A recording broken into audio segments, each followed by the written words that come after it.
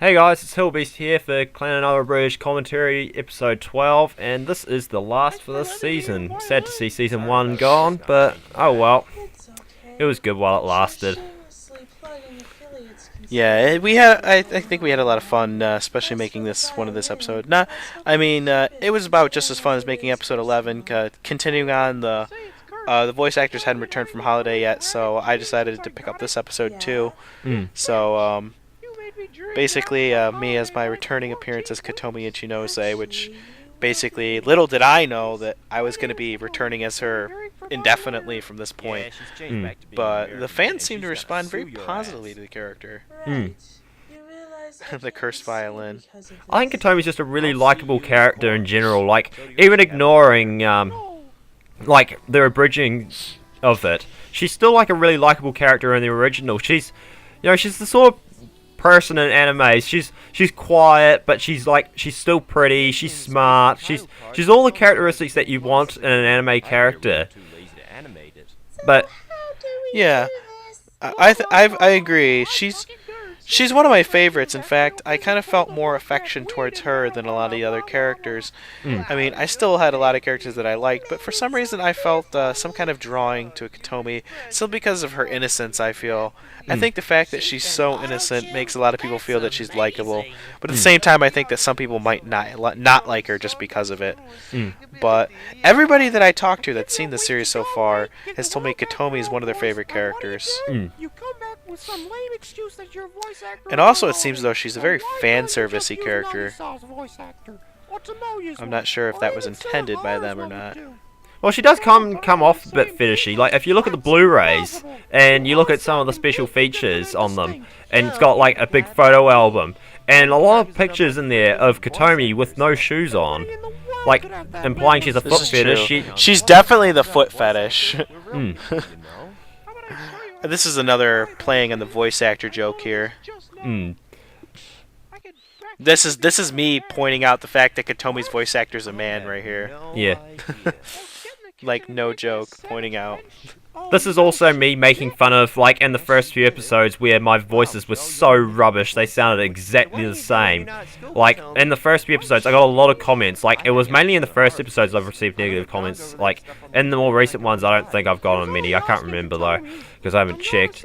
But anyway, like, in the first few episodes, you get a lot of people in there like, oh, your voices sound too similar, and, like, that's when I started broadening it around episode 3. And that's what this whole scene was a reference to. It was a reference to how bad the voice acting was at some points. And the funny thing is that most of the characters in the first episode, none of them kept their original voice. I think only Tomoya and Nagisa. Yeah, Tomoya, Nagisa, and Sanai are the only ones who've kept the original voice. Everyone else has changed. See, a lot of people would sit there and say that, oh, not having consistent voices makes the show kind of bad and rubbishy. But I think the fact that we change our diameters and the fact that we move around a little bit, that we kind of explore new territories with the characters by giving a new voice actors. I mean, and also, circumstances come up that cause, conflict where, you have no choice but to move something. But I think we handled it well, not only by just making fun of it, but also by the fact that, sometimes you got to understand that, things don't have to be 100% consistent to be funny. And this is just one of those things. I mean, it's not that. I don't think a lot of people really think it was that big of a deal that the voices weren't consistent. I mean, at this pace now that we're going now, the voices are really consistent. Like the major player characters' voices are all consistent. Like Kyo is pretty much consistent. Ryo is consistent. Tomoya's always been consistent. Nagisa's been consistent, and at this point, Kotomi's consistent too. Yeah. I mean, the only characters we really have changed are minor characters. Kotomi's been through 3 voices now. She's been done through me, done through Kat, and now done by you. So she's probably gone through the most voices. Yeah, Kotomi's, been a voice whore. Oh, yes, she has been through 3 voices, but 2 of them were done by me. Yeah, we kind of make fun of that by basically later on where she's like, "Oh, how come no one cares if my voice changed?" and blah blah blah. And just making fun of that since Ryo is such a minor character, nobody notices or cares. And that's another thing if we crazy start raping joking man. about now around the whole Kotomi arc is the introduction of the "Shut Up, Ryo" ongoing joke. Like, Oh yeah, that started out as a one-time joke thing. And what happened is, I thought it was very funny because it seemed as though throughout the entire series, the more it went on and on, Ryo got less and less of a role. So I kept coming with this idea of where like every time Ryo tried to like advance her character, we just keep telling her to shut up. yeah. So, and that eventually became like every single time she starts talking. This is one of my favorite scenes from the actual because I think the scene's very funny. And it also shows like Kotomi's complete innocence and ignorance, because she's like she doesn't even realize that Tomoya could feel her boobs on his back there for a minute there. Plus, it's one of those scenes where the dialogue is so in the actual anime. The dialogue is so like surreal, really, because they kind of talk like a normal person would in that situation. But notice, instead of saying she's embarrassed, she says that her heart was racing. This scene here, yeah, no comment. You can figure it out for yourself what this scene's all about. I'll sum it up basically. Stuff happened, and I was a bit disappointed. Took it a little bit the wrong way, but then I decided, no, I'll just laugh it off, and I'll make fun of it, and leave it. So yeah, we kind of vowed that this would pretty much be the only joke that we made about it. Why beat a dead horse? And that's that there was just completely just leaving the joke behind with the bus driver and the dude having an argument. I was trying to make that a little bit longer about the whole Japanese drifter joke, but I didn't do it right, so oh well. Yeah.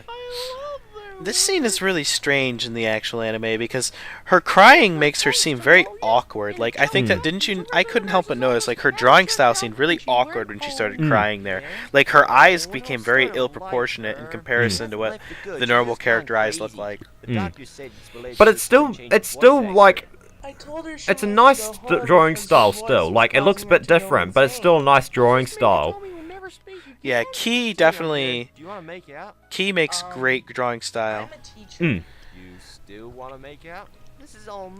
mean, if anybody's seen the 2006 version of Canon versus the 2002, Key did it better. Key did it way better when they used the Clannad style. Yeah. I think that it really, really did something more for it, in my opinion.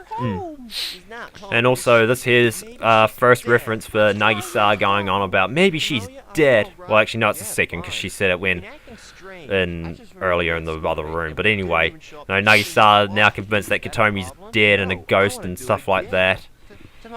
I just thought that just plays on the whole stupidity of Nagisa, because she really is an idiot. Not just in my show, but even in the original, she's an absolute idiot. She is quite an airhead.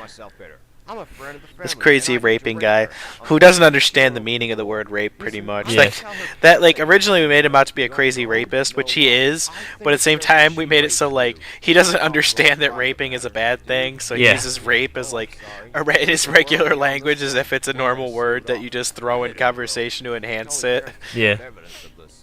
I think that came across well. I'd say I got chuckles from a few people out there. Maybe people thought it was... Yeah, I definitely got a good laugh or two from the crazy rapist guy. There's probably a few people out there who probably like thought it was offensive or something like that. And if I offended you, I'm sorry. I don't mean to offend, but I'm just trying to make a bit of fun Rape can here. be funny as long as it's the right scenario. A lot of things can be funny as long as the scenario is correct. You gotta take everything with a grain of salt. I mean, especially if you're one of those people that goes on the internet on a regular basis, you should probably be taking everything with a grain of salt as it is. And here comes the part where we start seeing these flashbacks here. Yeah. I think in an abridged series, a lot of people are very look down upon flashbacks because, bridge series are meant to primarily make fun of flashbacks, obviously, because of the fact that the actual animes do them too much. But sometimes it's unavoidable, Sometimes we really we have to show that just simply because of the fact it makes more sense that way. Yeah. Well, the main thing I'm trying to go for in this is I'm trying to show the original story. I'll have comedy in there, but I'm trying to re-show the original story. I'm not trying to make my own story. Like, I'll tweak stuff a little bit. And that's the wonderful cliffhanger. Yeah, the worst cliffhanger of all time. Keep in mind, in these credits, I actually didn't appear as Kotomi Ichinose because at the time I wasn't her permanent voice actor. Mm. And there's special thanks to you. And back at Christmas, and yes, it was exactly on Christmas Day that it was released. I'm proud that I got it out then. Oh, and here's a joke towards me. This is actually an outtake. Alright, and I guess that concludes the end of Season 1 for Clannad Abridged commentary. That's going to be concluding our commentary for a little while. When we get to Season 2, when we finish that up, we're going to do a commentary on that, I suppose. Yeah. But until then, that's it. I guess we'll have to make a podcast or anything if you want to hear us go on about random crap. Oh, well. See you guys later. See you guys.